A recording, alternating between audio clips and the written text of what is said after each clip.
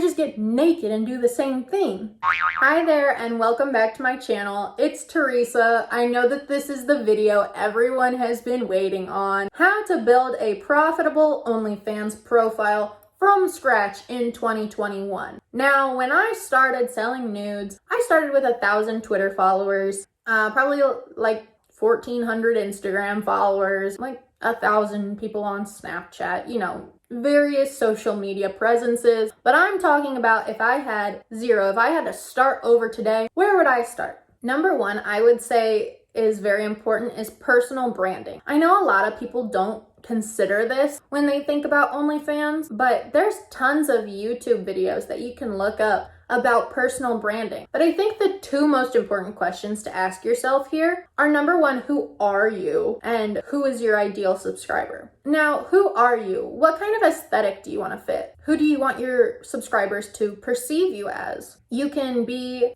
I hate to say this, but you can be as honest or as dishonest as you want. I know girls that use stage names. I know girls that use stage ages, all of that jazz, because it's important to keep yourself safe. And it's also important to ask yourself, what kind of content are you willing to produce? Don't let your subscribers dictate your content because that won't make it fun for you. You'll resent them, and if you resent your job, then you're not going to want to make content. And that is one of the hardest things to do when you are creating content on your own. You are your own boss. You may have another job, but you have to make content on your own time. You have to carve time out of your schedule to create your own content. And if it stops being fun, you're not going to want to do it. So make sure that you're comfortable with the kind of content that you are producing, and don't let subscribers push you around. The next question is, who is your ideal subscriber? This is another thing. If you watch it or listen to any podcasts about business, they'll tell you to think about who your ideal client is. Ask yourself if you want to appeal to men or women. Ask yourself, what are the jobs, hobbies, and interests of my ideal subscriber? Ask yourself, when do they check their OnlyFans profile, which can help you choose when and how often to post.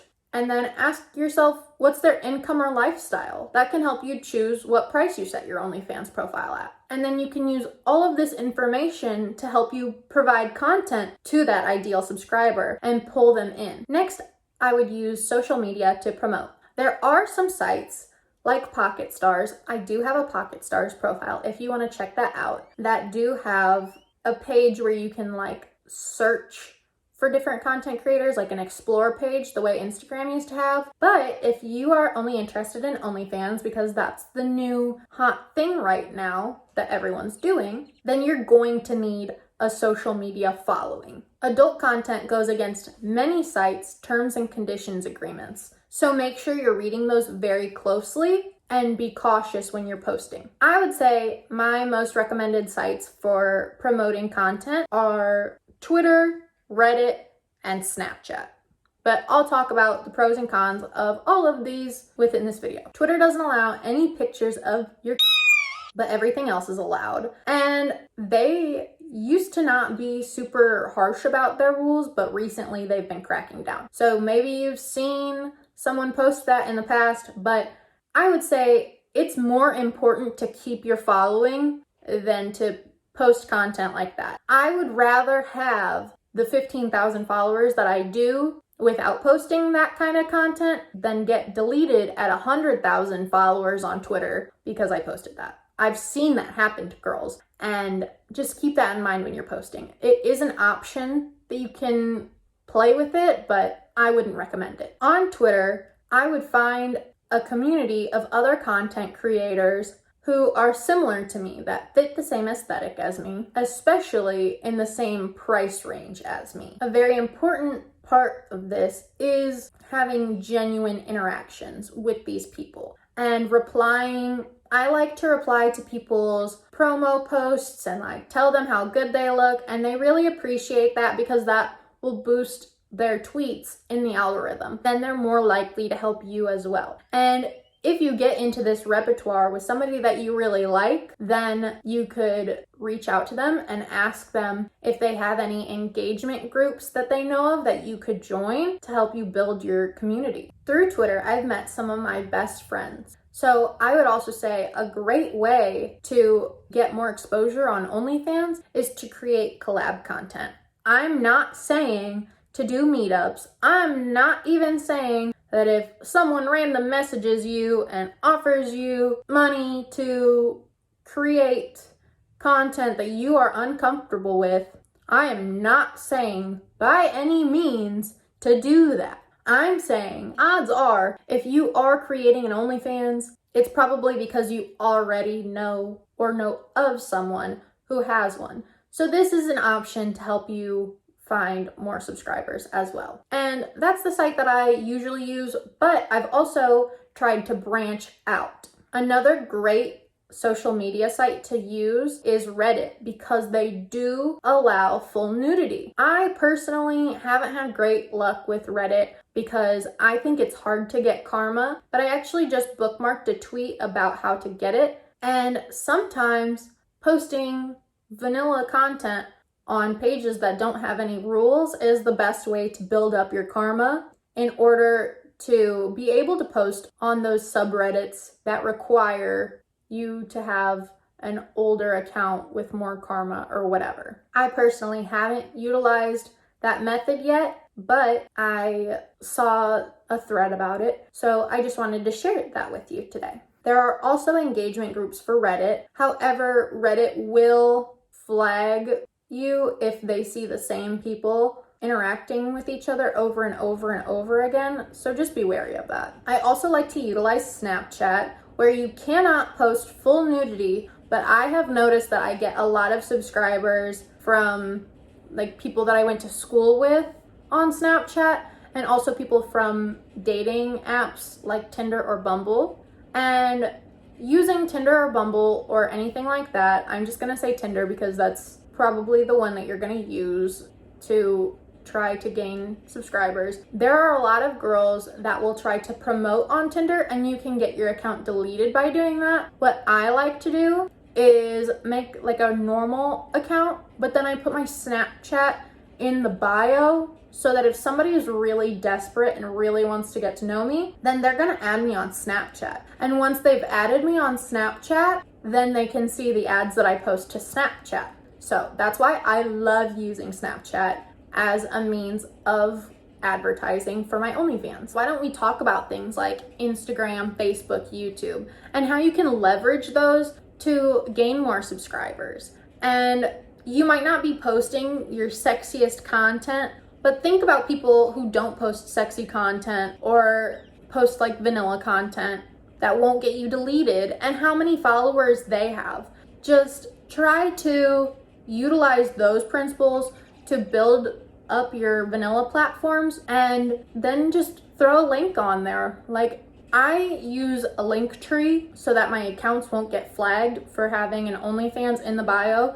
Like on TikTok and Instagram, you'll see that I just have a link tree posted in my bio to avoid getting my account flagged for adult content. So now that you've built your following, what should you do? I like to remember the line by Mac Miller where he says, the more you do, the less you wait. So I would be constantly posting and promoting and trying to create the best content that I possibly could.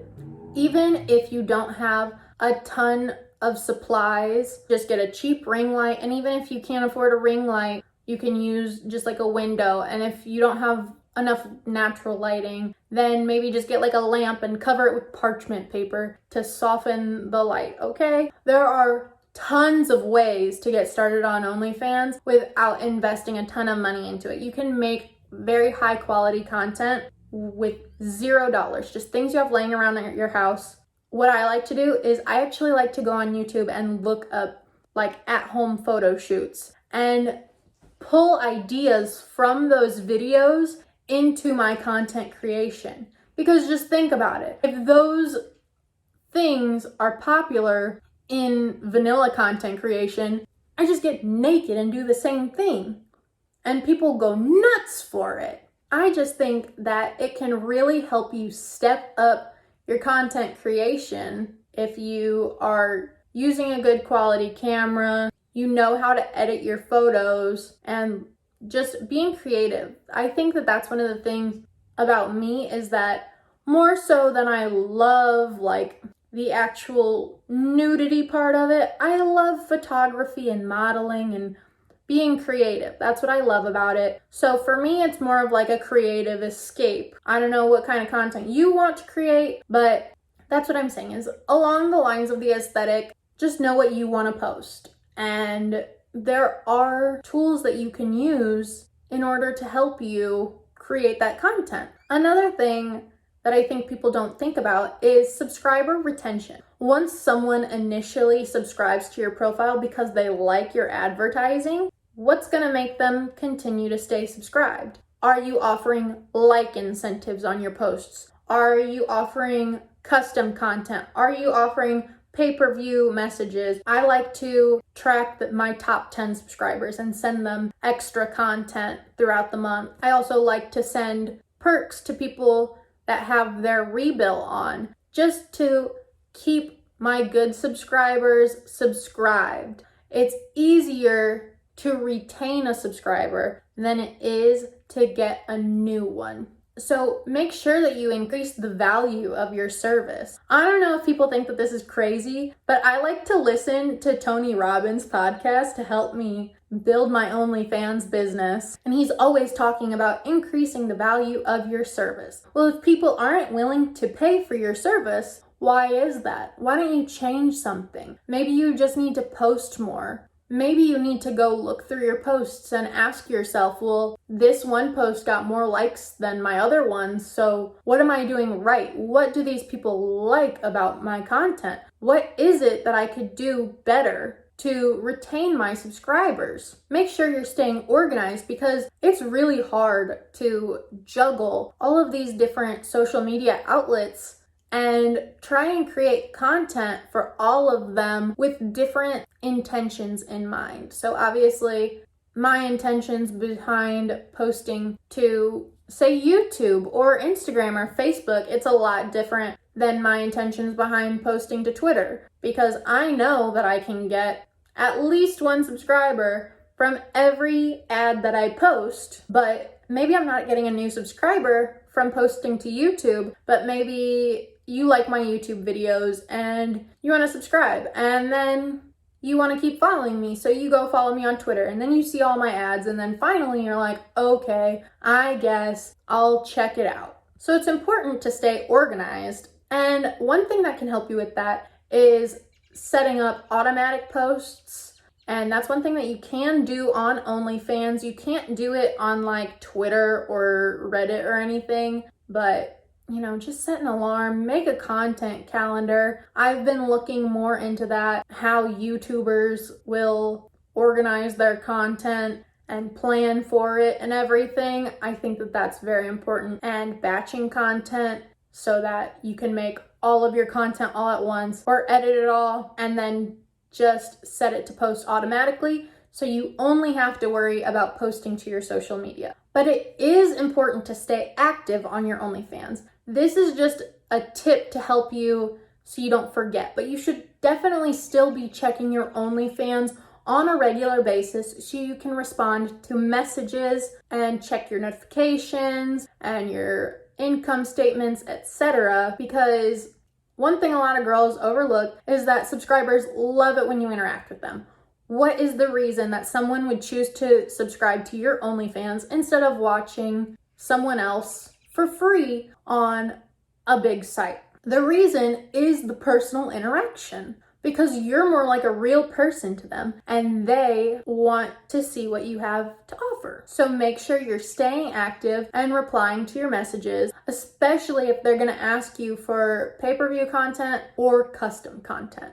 And make sure that you're so grateful to your subscribers. Just keep in mind that if you want to attract something, you need to be grateful for it. And these are the people that are giving you money. So in order to get more money, you want to be thankful for the people who are sending you that money, and they are making the decision to share their income with you because you are providing them with a service. So make sure you're providing that service to them. And last of all, make sure you're having fun. They can definitely tell when you're faking it. So be creative and produce the content that you want to produce. And it doesn't matter what other girls are producing, because if you are confident and happy and you love what you do, the subscribers will come to you. The money will be attracted to you. So just keep that in mind, that more so than it is about just selling nudes, it's about being an entertainer, an artist, and a businesswoman, or man, I should say. So just make sure that you're having fun and the money will come to you. Make sure you comment down below which one of these strategies you're going to use in your OnlyFans, whether you already have one or you want to make one. And I'll leave my referral link in the description bar. If you're interested in signing up, then make sure to like, subscribe, and hit the notification bell so that you are notified every time I post a new video. Also, I would love it if you let me know any more tips or maybe some crazy stories about OnlyFans that you're interested in hearing. And I'll see you in the next one. Thanks for tuning in. Bye-bye.